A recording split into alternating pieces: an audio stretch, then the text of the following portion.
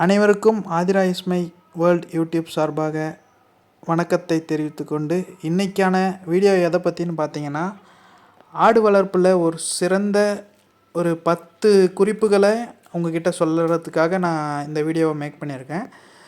கண்டிப்பாக இந்த 10 விஷயங்களுமே உங்களுக்கு ரொம்பவே பயனுள்ளதாக இருக்கும். அதனால் வீடியோ ஸ்கிப் பண்ணாமல் ஃபுல்லாக பார்த்தீங்கன்னா உங்களுக்கு பயன்கள் ஏகப்பட்டது வந்து சேரும். அதே போல் இப்போ ஆடு வளர்ப்பில் பிகினர்ஸாக இருக்க நினைக்கும் அனைவருக்கும் இந்த வீடியோ ரொம்பவே யூஸ்ஃபுல்லாக இருக்கும். அதை தாண்டி ஆடு வளர்த்துக்கிட்டு இருக்கீங்கள்ல, அவங்களுக்கும் ரொம்பவே பயனுள்ளதாக இருக்கும். வீடியோ ஃபுல்லாக பாருங்கள். மறக்காமல் நம்ம சேனலை இது வரைக்கும் சப்ஸ்கிரைப் பண்ணலன்னா மறக்காமல் சப்ஸ்கிரைப் பண்ணிக்கோங்க. ஆடு வளர்ப்பு பற்றின தகவல்கள் மற்றும் விஷயங்கள், பல விஷயங்கள் கிராமத்தில் நடக்கும் அழகான விஷயங்களை உங்ககிட்ட கொண்டு வந்து சேர்த்துக்கிட்டு இருக்கேன். அதே போல் இது வரைக்கும் எனக்கு சப்போர்ட் கொடுத்த 37,000 மக்களுக்கும் நான் பெரிய நன்றிகளை தெரிவிச்சுக்கிறேன். ஏன்னா நீங்கள் ஒரு நாளும் எனக்கு கொடுக்குற சப்போர்ட்டும் ஒரு ஆதரவும் தான் என்னை இது வரைக்கும் வளர்த்துருக்கு. இன்னமும் உங்ககிட்ட நான் எதிர்பார்க்குறேன். மறக்காமல் வீடியோ பிடிச்சிருந்துச்சின்னா மறக்காமல் ஒரு லைக்கை தட்டிட்டு பாருங்கள். வாங்க அது என்னென்ன விஷயம்னு பார்க்கலாம். வாங்க வீடியோக்குள்ளே போகலாம். இப்போ பார்த்தீங்கன்னா, ஆடு வளர்ப்பு வந்து ஒரு சிறந்த தொழிலாக வளர்ந்து வந்துக்கிட்டே இருக்குது. இதற்கு வந்து ஒரு சில முக்கியமான ஆலோசனைகள் மற்றும் குறிப்புகளை தான் உங்ககிட்ட நான் சொல்ல விரும்புகிறேன். ஃபஸ்ட்டு என்னன்னு பார்த்தீங்கன்னா, சரியான இனத்தை தேர்ந்தெடுப்பது. சரியான இனத்தை எப்படி தேர்ந்தெடுப்பது அப்படின்னு பார்த்தீங்கன்னா, உங்களோட பகுதியில் உள்ள வெப்பநிலை, உங்கள் வெப்பநிலை எப்படியெல்லாம் மாறுதோ அதுக்கேற்ற மாரி ஆடை தேர்ந்தெடுங்க. இப்போ குளிருக்கு பார்த்தீங்கன்னா செம்மறி ஆடு நல்ல விஷயம், நல்லா வளர்க்கலாம். செம்மறி ஆடு குளிர் நல்லா தாங்கும். அதே போல் வெயிலுக்கு பார்த்தீங்கன்னா, வெயிலுக்கு நல்ல நாட்டாடு, நம்ம நாட்டு வகை ஆடுகள், தமிழ்நாட்டில் இருக்கிற ஆடுகள் வந்து நல்லா தாங்கும். அதனால் இதே போல் வந்து அந்தந்த இடத்துக்கு ஏற்ற மாதிரி அந்தந்த வகை ஆடுகளை தேர்ந்தெடுத்துட்டிங்கன்னா உங்களுக்கு மிகவும் ஈஸியாக இருக்கும். ரெண்டாவது விஷயம் இந்த இனத்தை தேர்ந்தெடுக்கிறதுல என்னென்னு பார்த்தீங்கன்னா, இறைச்சி, பால் அல்லது இரண்டிற்கும் ஏற்ற கலப்பின ஆடுகளை தேர்வு செய்யலாம். அதாவது இறைச்சி, பால் இதுக்காக நீங்கள் தேர்வு செய்யணுன்னாலும் செய்யலாம். இல்லை ரெண்டு விஷயங்களுக்கும் நீங்கள் வாங்குறீங்கனாலும் அதுக்கேற்ற மாதிரி ஆடுகளை செலக்ட் பண்ணிக்கோங்க.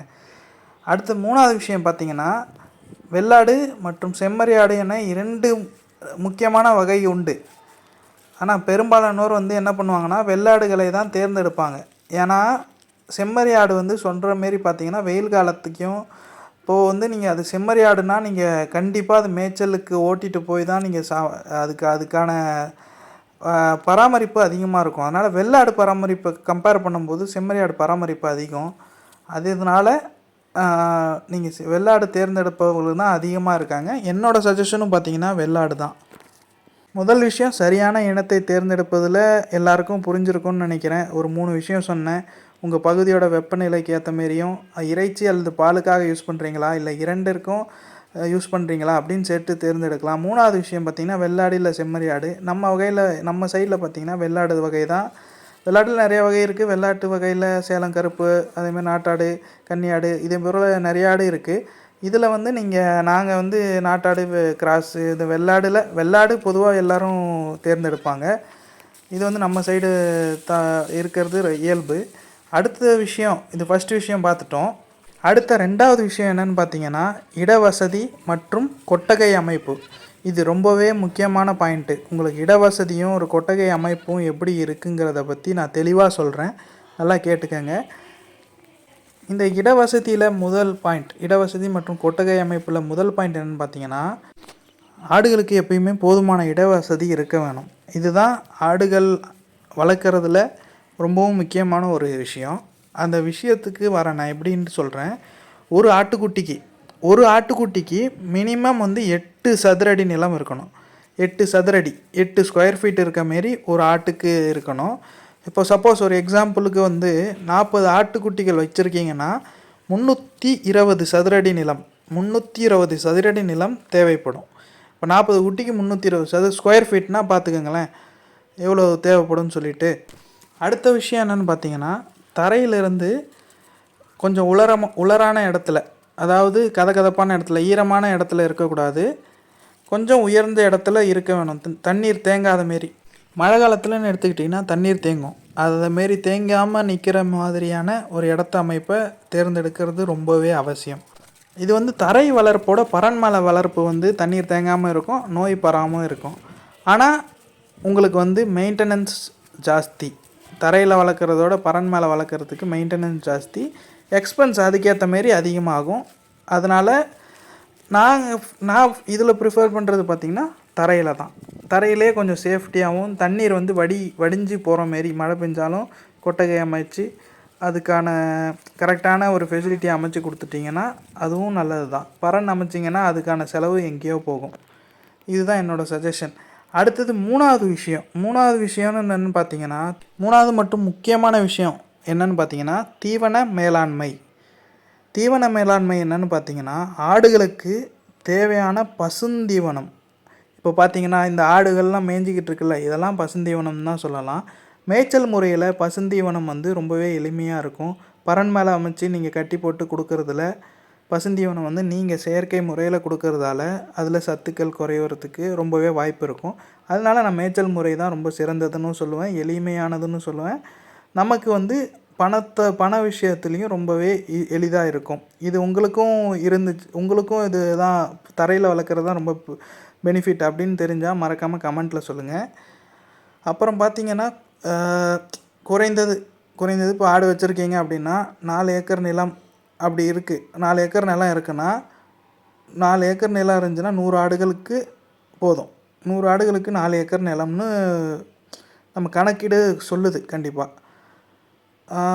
இதில் பார்த்திங்கன்னா அடர் தீவனம்னு இப்போ எடுத்துக்கிட்டிங்கன்னா புண்ணாக்காக இருக்கட்டும், கடல புண்ணாக்கு, எள்ளு புண்ணாக்கு, மக்காச்சோளம், அப்புறம் இதே மாதிரி நிறையா இருக்குது, குச்சி புண்ணாக்கு, அதே போல் நிறையா அடர் தீவனம் வகை இருக்குது. அடர் தீவனம்னும் இப்போ நீங்கள் பசுந்தீவனம் மட்டும் கொடுத்துட்டு விட்டுறக்கூடாது.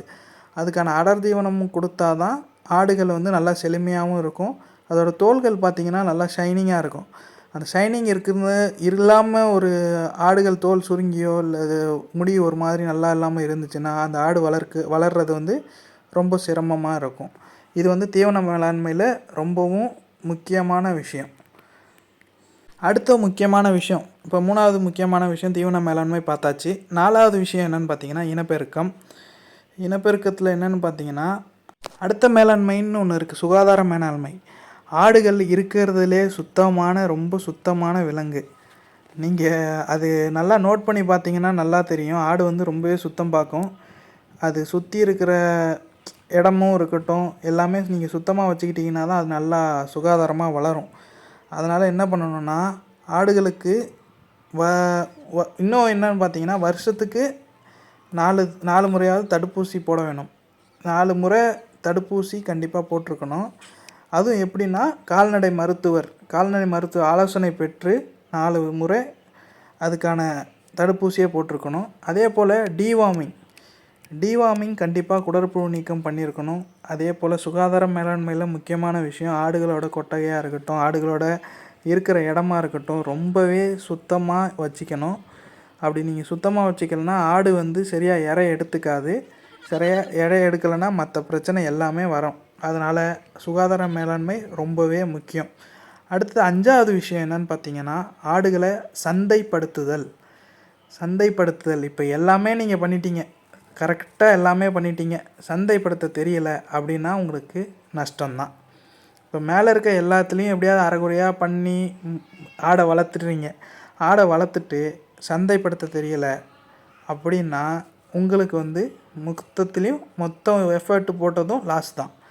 அதில் சந்தைப்படுத்தணுன்னா என்ன பண்ணணும்னா உள்ளூர் சந்தை இருக்குல்ல, உள்ளூர் சந்தைகளாக இருக்கட்டும், இறைச்சி கடைகளுக்கு கொடுக்கறதா இருக்கட்டும், இல்லை தனிநபர்களுக்கு நேரடியாக விற்பனை செய்யறதா இருக்கட்டும், எல்லாத்துலேயும் நீங்கள் ஒரு ப்ரைஸ் ஃபிக்ஸ் பண்ணிக்கங்க. அந்த ப்ரைஸுக்கு கீழே இறங்கி வந்துடாதீங்க. முடிஞ்ச அளவுக்கு அதிகமாக கூட ஃபிக்ஸ் பண்ணிக்கங்க. ஃபிக்ஸ் பண்ணிவிட்டு அதுலேருந்து உங்களுக்கு எவ்வளோ வரும் அதை தாண்டி நீங்கள் குறைச்சிக்காதீங்க. அப்படி குறைச்சிங்கன்னா உங்களுக்கு நஷ்டம்தான். இன்னும் நீங்கள் அந்த சந்தைப்படுத்துதலில் இன்னும் நீங்கள் ஈஸியாக ப்ராஃபிட் கெயின் பண்ணணும் அப்படின்னு பார்த்தீங்கன்னா திருவிழா காலங்கள் இருக்குல்ல, திருவிழா காலங்களாக இருக்கட்டும், கோயிலுக்கு கேட்குறதா இருக்கட்டும், இது போல் ஒரு சில நல்ல விஷயங்களுக்கு நீங்கள் ஆடை கொடுத்தீங்கன்னா அவங்க மனப்பூர்வமாக ஆடுகளை நீங்கள் சொல்கிற விலைக்கு வாங்கிட்டு போவாங்க. அதனால் மேக்ஸிமம் வந்து கோயிலுக்கு கொடுக்கறத கோயிலுக்காக இருக்கட்டும், இப்போ ரம்ஜான் பக்ரீத்தாக இருக்கட்டும், இது போல் ஒரு சில நிகழ்வுகளுக்கு கொடுக்கறது இப்போ உங்களுக்கு நல்லாவே லாபம் கிடைக்கும். இதுதான் ஆடு வளர்ப்பில் மிகவும் முக்கியமான விஷயம். அடுத்தது என்னென்னு பார்த்தீங்கன்னா, சந்தை வாய்ப்புகள். இதெல்லாம் இந்த சந்தைப்படுத்துதலில் இன்னொரு முக்கியமான விஷயம் என்னென்னா, சந்தை வாய்ப்புகளை நீங்கள் நல்லா தெரிஞ்சு வச்சுக்கணும். விற்பனைக்கு முன்னாடி நல்லா யுக்திகளாக இருக்கட்டும், அதெல்லாம் யுக்திகளில் வகுத்து வச்சுக்கணும். ஏன்னா ஏன் இவ்வளோ நான் இதாக சொல்கிறேன்னா, உங்களை ஏமாத்துறதுக்கு நிறைய பேர் இருப்பாங்க. இந்த விலை தான் போகும் அப்படின்னு சொல்லிட்டு. ஆனால் நீங்கள் அதில் நல்லா திறமைசாலியாக இருந்தீங்கன்னா நல்ல விலைக்கு போகும். இதுதான் சந்தைப்படுத்துதல் மிக முக்கியமான அம்சம். அடுத்த விஷயம் பார்த்திங்கன்னா, இது முக்கியமான விஷயம். நிறைய பேருக்கு இது அவேர்னஸ் இல்லை.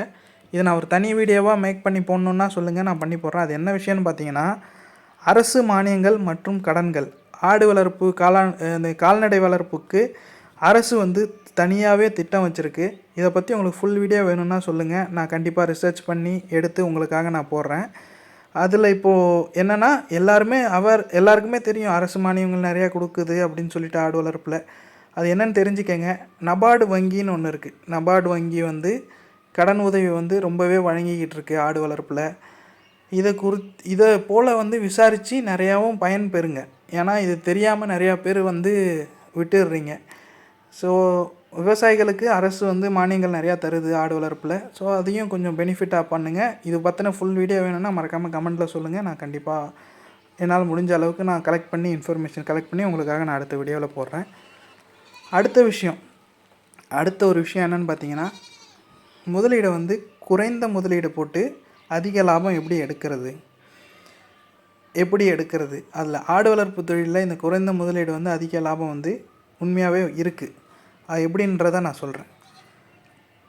ஆடு வளர்ப்பில் குறைந்த முதலீட்டு அதிகமாக லாபம் தருமா அப்படின்னு கேட்டிங்கன்னா கண்டிப்பாக தரும். அது எப்படின்னா, குறைந்த எண்ணிக்கையில் ஃபஸ்ட்டு ஆடை வாங்குங்க. ஆடை வாங்கி அதை நீங்கள் வேறு தொழில் பண்ணிகிட்ருக்கீங்கன்னா குறைந்த முதலீட்டில் ஆடை வாங்கி அதை பெருக்க நினைங்க. ஃபஸ்ட்டு இனிஷியலாக ஒரு 2 ஆடு வாங்கி விட்டிங்கன்னா அதுலேருந்து ஒரு 10 ஆடு வர வரைக்கும் நல்லா டெவலப் பண்ணுங்கள். நல்லா பார்த்துக்குங்க. நல்லா கெயின் பண்ணி ஒரு வழி ஆட்டிலேருந்து உங்களுக்கு வந்துச்சுன்னா குறைந்த முதலீட்டில் உங்களுக்கு அதிக லாபம்தான். அதுக்காக எடுத்ததுமே அதிக ஆடு வாங்கிட்டு பார்த்துக்க முடியாமல் எல்லாத்தையும் லாஸ் பண்ணிடாதீங்க. குறைந்த முதலீட்டில் அதிக லாபம் பாருங்கள். அடுத்தது இப்போ 7 விஷயம் நான் இது வரைக்கும் சொல்லியிருக்கேன். மறக்காமல் உங்கள் எல்லாருக்கும் பிடிச்சிருக்குன்னு நினைக்கிறேன். மறக்காமல் ஒரு லைக்கை பண்ணிவிட்டு பாருங்கள். அப்போ தான் என்னோடய வீடியோ எல்லாருக்குமே தேவைப்படுறவங்க எல்லாருக்குமே ரீச் ஆகும். ஸோ அடுத்தது என்னென்னு பார்த்தீங்கன்னா, பயிற்சி, ப்ராக்டிஸ். எப்படி ஆடு வளர்ப்பில் இப்போ தான் நான் தொடங்க போகிறேன். அதுக்கு எப்படி நான் ப்ராக்டிஸ் எடுத்துக்கிறது, என்னென்னலாம் பண்ணுனா ப்ராக்டிஸ் எடுத்துக்கலாம் அப்படிங்கிறத பற்றி தான் நான் இப்போ சொல்ல போகிறேன். இப்போ தொழில் நீங்கள் தொடங்கிறதுக்கு முன்னாடி பயிற்சி கண்டிப்பாக அவசியம். அது எப்படி நான் பயிற்சி எடுத்தேன் பார்த்தீங்கன்னா, பர்சனலாக 2 ஆடு ஃபஸ்ட்டு இனிஷியலாக 2 ஆடு வாங்கினேன். நான் சொன்ன மாரி 2 ஆடு வாங்கி அது கூடவே ஃபுல் டே டைம் ஸ்பெண்ட் பண்ணணும். ஆடுகளுக்கு காலையில் என்ன தேவைப்படும், மதியானம் என்ன தேவைப்படும், அதுக்கு உடம்பு சரியில்லைன்னா வீட்டில் என்ன ரெமிடிஸ் பண்ணலாம், இது எல்லாமே நம்ம கிராமத்து சைடில் இருந்தோன்னா ஆடு வளர்க்குறவங்கக்கிட்ட நீங்கள் ஈஸியாக கற்றுக்கலாம். போயிட்டு இதுக்கு என்ன பண்ண முடியும், இல்லாட்டி நம்ம முன்னோர்கள், நம்ம தாத்தா பாட்டி யாருன்னா ஆடு வளர்த்துருந்தா அவங்கக்கிட்ட உட்காந்து பேசுங்க. இதுக்கு என்ன பண்ணலாம், இந்த ரெமெடி, இந்த ஆடு சளி பிடிக்குது, வீட்டில் என்ன பண்ணலாம், ஆடு கழிச்சல் நோய் வருது, வீட்டில் என்ன ரெமெடி பண்ணலாம், அப்படி என்ன பண்ண முடியலைன்னா கால்நடை மருத்துவர்கிட்ட ஆலோசனை கேட்கலாம். அப்படிங்கிறத கேட்டு பயிற்சி பண்ணலாம். இன்னொன்று கால்நடை மருத்துவருக்குன்னு தனியாக படிச்சிருப்பாங்க. படிச்சிருக்கவங்க கிட்ட போய் நீங்கள் ஆலோசனை கேட்கலாம். ஆலோசனை கேட்டு உட்காந்து பேசலாம். நமக்குன்னே தான் வெட்டினரி டாக்டர் எல்லாமே கவர்மெண்ட்டில் இருக்காங்க. நமக்கு அதெல்லாம் பயன்படுத்திக்கணும். அதெல்லாம் பயன்படுத்திக்கிட்டால் உண்மையாகவே நமக்கு இந்த தொழிலில் வெற்றி அதிகம், லாபமும் அதிகம்.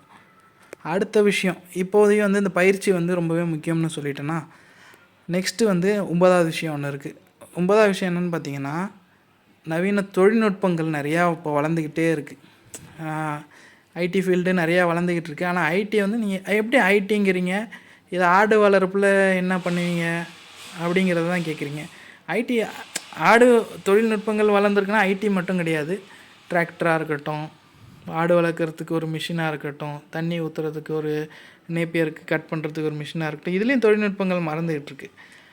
அதனால் நவீன யுக்திகளை பயன்படுத்தி ஆடுகளை லாபகரமாக வளங்க.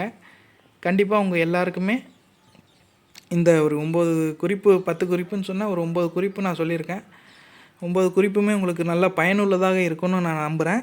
அதே போல் பார்த்திங்கன்னா கடைசியாக ஒரு சில இப்போ சொன்னதெல்லாம் நான் ஒரு சில ஐடியா சொன்னேன். ஒரு சில டிப்ஸும் இருக்குது. முக்கியமான விஷயம் ஒரு 3 விஷயம் நான் சொல்லிட்டு இந்த வீடியோவை முடிச்சுக்கிறேன். வீடியோ ஃபுல்லாக பார்க்குறவங்க எல்லாருக்குமே மிகப்பெரிய நன்றி. அதே போல் லைக் பண்ணிவிட்டு பாருங்கள். மறக்காமல் நம்ம சேனலை சப்ஸ்கிரைப் பண்ணிக்கோங்க. இது போல் பல வீடியோக்களுக்கு. என்ன முக்கியமான ஒரு 3 விஷயம்னு பார்த்தீங்கன்னா, ஆடுகளை நீங்கள் மேய்ச்சல் முறையில் வளர்க்குறீங்கன்னா தினமும் டெய்லியும் மேய்ச்சலுக்கு ஓட்டி செல்ல வேண்டும். இது கண்டிப்பாக 100% பண்ணி தான் ஆகணும். அப்போ தான் ஆடுகளுக்கு அட்லீஸ்ட் மேய்ச்சலுக்கான இடத்துல போய் கட்டிட்டாவது வரணும். நீங்கள் மேய்ச்சலுக்கு ஓட்ட முடியலை அப்படின்னா மேய்ச்சலுக்கு ஓட்டிகிட்டு போய் ஆடுகளுக்கு தீவனத்தை பசுந்தீவனத்தை காமிச்சு தான் ஆகணும். நீங்கள் மழை காலத்தில் இந்தமாரி தழைகளை கட்டி தான் போட்டாகணும். அது வேறு வழி இல்லை. மழை காலம் இல்லாதப்போ வெயில் காலமோ இதில் இருக்கும்போது நீங்கள் கொஞ்ச நாள் அந்த மாதிரியான வேலைகளை பண்ணி தான் ஆகணும். அதனால் ஆடுகளை தினமும் மேய்ச்சலுக்கு ஓட்டி செல்ல வேண்டும். நெக்ஸ்ட்டு பார்த்திங்கன்னா, குட்டிகள் இருக்குல்ல, அதுதான் உங்களோட சொத்துக்கள்னு நான் சொல்லுவேன் எப்பயுமே. ஏன்னா குட்டிகளை நீங்கள் எவ்வளோக்கு எவ்வளோ கவனமாக பார்த்துக்கிறீங்களோ அவ்வளோக்கு அவ்வளோ உங்களுக்கு லாபம். அப்புறம் முக்கியமான 3வது விஷயம் ஆடுகளோட ஆரோக்கியமாக இருக்கிறத கவனிச்சிக்கிட்டே இருக்க வேணும். ஆடுகளுக்கு ஒரு சின்ன அளவுக்கு உடம்பு சரியில்லைனா கூட உடனே ஹோம் ரெமிடிஸோ இல்லை உடனே வெட்டினரி டாக்டர்ஸோ அழைச்சி இம்மிடியட்டாக பார்க்குறது மிகவும் ரொம்ப ரொம்ப அவசியமான ஒரு விஷயம். ஏன்னு பார்த்துக்கிட்டிங்கன்னா, ஆடுகளுக்கு உடம்பு சரியில்லை அப்படின்னா அதுக்கு சொல்ல தெரியாது. ஆனால் நீங்கள் அதை கண்டுபிடிக்கலாம். ஆடுகள் புழுக்கையாக போடும், சாணியாக போடும், கழிச்சலாக போடும். இது 3 விஷயத்தில் போடும். அது 3 விஷயத்தையும் நீங்கள் தொடர்ந்து ஃபாலோ பண்ணணும். அதுக்கு வயிற்று சம்மந்தப்பட்ட நோய் இருக்கா, டிவார்மிங் பண்ணியிருக்கீங்களா, ப்ராப்பரான மெடிக்கல் தடுப்பூசி போட்டிருக்கீங்களா, இது எல்லாமே நீங்கள் ரொட்டேஷனாக பார்த்துக்கிட்டே இருக்கணும். பார்த்துக்கிட்டு இருந்தால் உங்களுக்கு கண்டிப்பாக ஆடு வளர்ப்பில் சக்ஸஸாக இருக்கும். நான் இப்போ ஒரு 9 குறிப்புகள் ப்ளஸ் ஒரு 3 முக்கியமான விஷயம் சொன்னேன் இந்த வீடியோவில். இந்த வீடியோவை பார்த்தீங்கன்னா கண்டிப்பாக நீங்களும் ஆடு வளர்ப்பு பிஸ்னஸை இது எல்லாமே நான் சொன்ன பாயிண்ட் எல்லாமே நீங்கள் ஃபாலோ பண்ணிங்கன்னா உங்களுக்கும் சக்ஸஸ் ஆகும். மீண்டும் இன்னொரு நல்ல வீடியோவில் சந்திப்போம். இந்த வீடியோ உங்களுக்கு யூஸ்ஃபுல்லாக இருக்கும்னு நினைக்கிறேன். நன்றி அனைவருக்கும்.